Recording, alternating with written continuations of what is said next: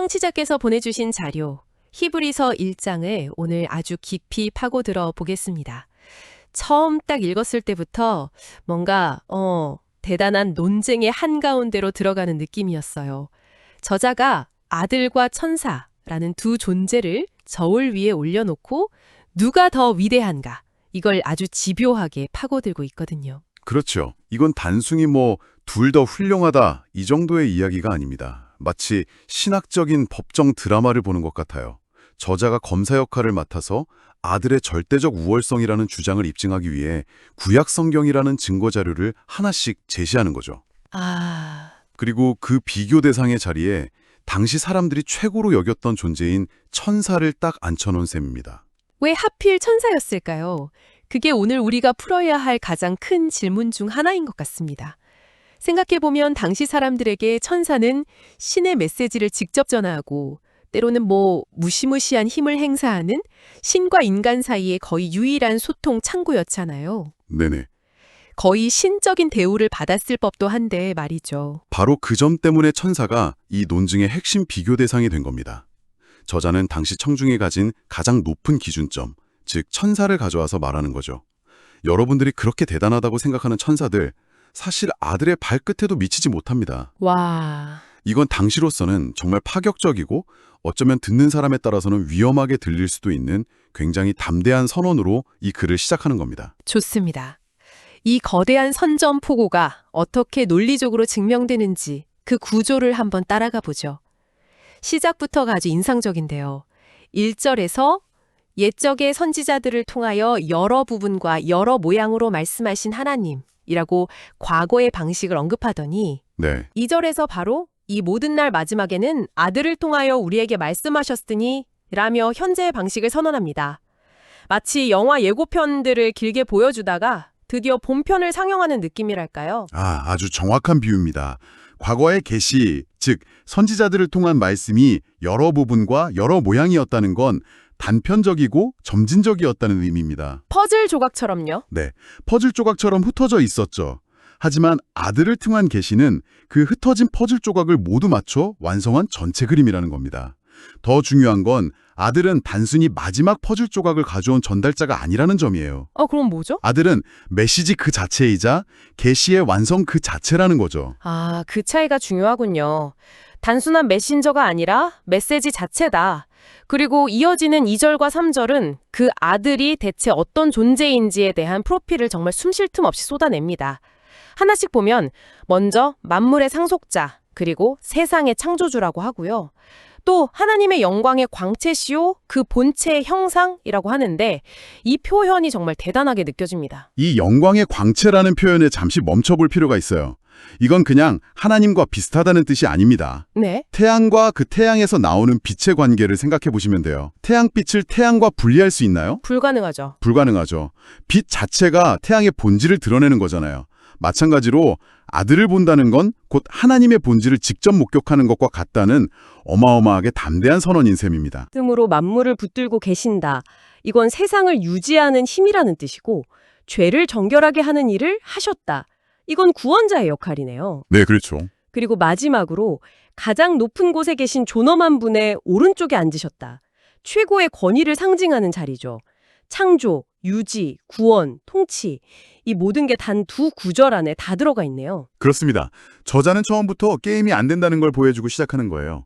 자, 우리가 지금부터 이야기할 아들이라는 분은 이 정도 스케일입니다. 천사와는 비교할 레벨 자체가 아닙니다. 하고 강력하게 선전포고를 하는 거죠. 네, 이 압도적인 서론이 앞으로 펼쳐질 모든 논증의 강력한 엔진이 됩니다. 좋습니다.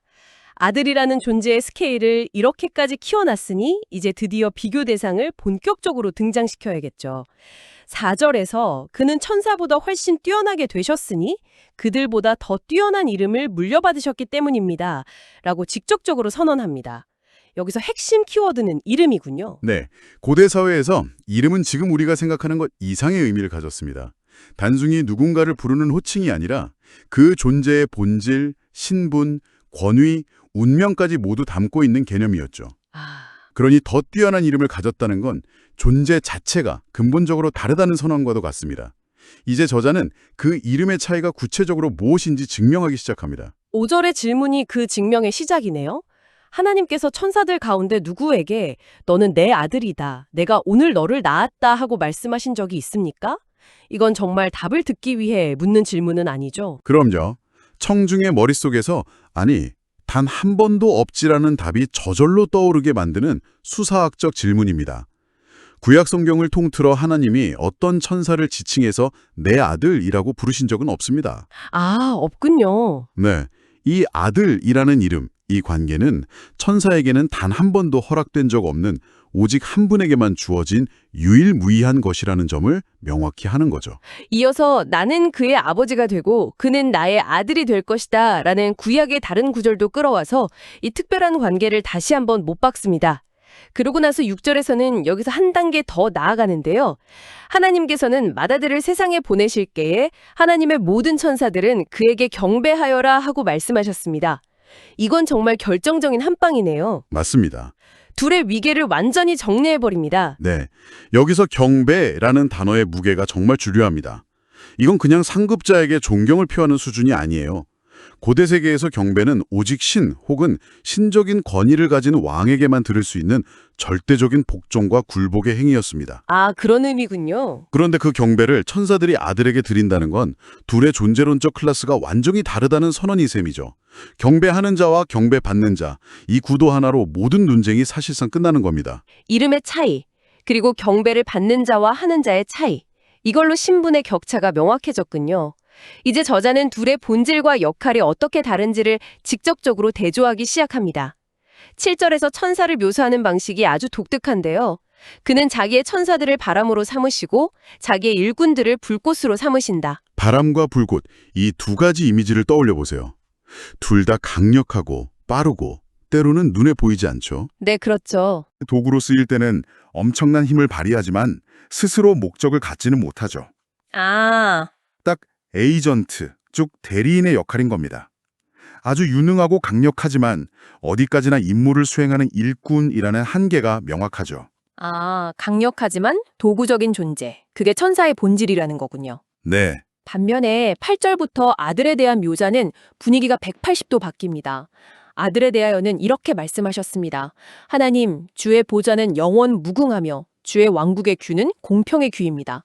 천사가 일꾼이라면 아들은 보좌에 앉은 왕이네요. 그것도 영원 무궁한 보좌의 말이죠. 바로 그 지점입니다. 천사가 일시적인 임무를 수행하는 존재라면 아들은 영원한 통치권을 가진 왕이죠. 그리고 10절에서는 한술 더 뜹니다. 아들을 향해서 주님, 주께서는 태초에 땅에 기초를 놓으셨고 하늘도 주의 손으로 지으신 것입니다 라고 불러요.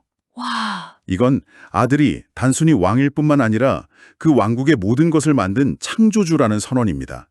이 대조가 정말 점점 더 선명해집니다. 천사는 바람이나 불꽃 같은 피조물이자 일꾼, 아들은 영원한 왕이자 모든 것의 창조주. 그리고 이 극명한 대조는 11절과 12절에서 그야말로 클라이맥스에 이릅니다. 그것들은 다 멸망할 것이나 주님만은 영존하실 것입니다. 그것들은 다 옷과 같이 낡을 것이요. 네, 주님께서는 그것들을 옷처럼 말아버리시고 그것들은 옷과 같이 변할 것입니다. 그러나 주님만은 한결같으시고 주의 세어울은 끝남이 없을 것입니다. 이 구절은 피조물의 유한함과 창조주의 영원함, 불변함을 가장 시적으로 그리고 가장 강력하게 보여주는 부분입니다. 하늘과 땅, 즉 우리가 상상할 수 있는 가장 거대하고 영원해 보이는 것들조차 결국에는 낡아서 갈아입어야 할 옷에 불과하다고 말합니다. 옷에 불과하다. 네, 당연히 천사도 이 낡아질 옷의 범주에 포함되죠. 하지만 창조주이신 아들만큼은 그 시간의 흐름과 변화를 초월해서 영원히 존재하는 분이라는 겁니다. 천사가 아무리 강력해도 피조물이라는 근본적인 한계를 넘을 수 없지만 아들은 그 모든 것의 시작과 끝을 주관하는 존재라는 논리죠. 자, 이제 이 모든 논증이 하나의 결론으로 수렴되는 것 같습니다. 13절에서 다시 한번 결정적인 질문을 던지죠.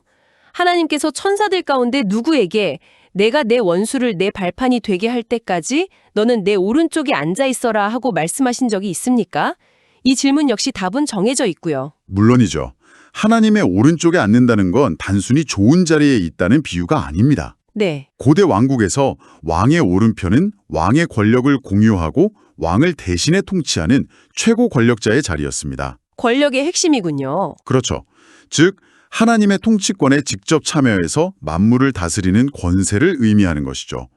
그 어떤 천사도 감히 상상할 수 없는 자리입니다.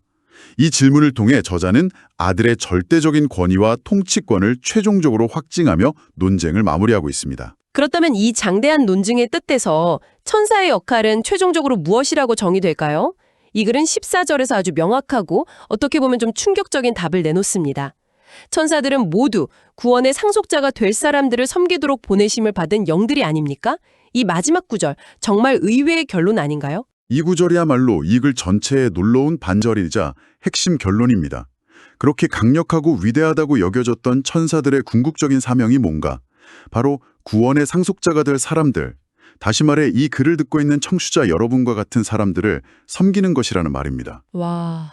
아들의 우월성을 증명하기 위해 시작된 이 장대한 우주적 논쟁이 마지막에는 그 위대한 아들로 인해 구원받을 인간의 가치와 존귀함을 한껏 높이며 끝을 맺는 구조인 거죠. 솔직히 이 마지막 구절은 좀 충격적이네요. 이토록 장대하게 아들의 위대함을 설명하고 천사와의 넘을 수 없는 격차를 보여주더니 네네. 갑자기 그 이야기의 결론이 그 대단한 천사들이 바로 당신들을 섬기기 위해 존재한다는 것이라니요. 이야기의 초점이 갑자기 우리 자신에게로 확 돌아오는 느낌이에요. 정확합니다. 아들의 위대함이 그 자체로 끝나는 게 아니라 그 아들을 믿고 따르는 사람들의 영광과 가치로 이어진다는 것을 보여주는 아주 극적인 마무리입니다. 청중에게 여러분이 믿는 아들이 이토록 위대한 분입니다. 그러니 여러분의 정체성 또한 천사조차 섬겨야 할 만큼 존귀한 것입니다. 라고 말해주는 셈이죠. 오늘 살펴본 히브리서 1장은 아들이 누구이며 왜 그가 모든 존재, 특히 당시 사람들이 그토록 중요하게 생각했던 천사보다 뛰어난지를 아주 치밀한 논리와 성경 인용을 통해 증명하는 글이었습니다. 맞습니다. 저자는 권위 있는 구약 성경을 반복적으로 인용하면서 아들이 단순히 뛰어난 메신저가 아니라 창조주의자, 영원한 왕이며 모든 천사들의 경배를 받으실 유일한 대상임을 분명히 했습니다. 네. 그리고 그 위대한 천사들은 왕이신 아들을 섬기고 더 나아가 그 왕으로 인해 구원받을 상속자들을 섬기기 위해 보냄받은 존재라는 것까지 밝혔죠. 이 글을 통해 청취자께서 생각해 보셨으면 하는 질문을 하나 남기면서 오늘 이야기를 마무리할까 합니다.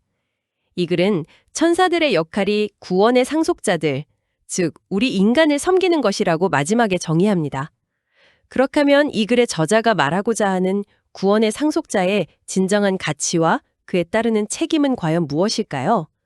아들의 그 상상할 수 없는 위대함이 결국 우리 자신의 삶과 어떻게 연결되는지에 대한 깊은 질문을 우리에게 남기는 것 같습니다.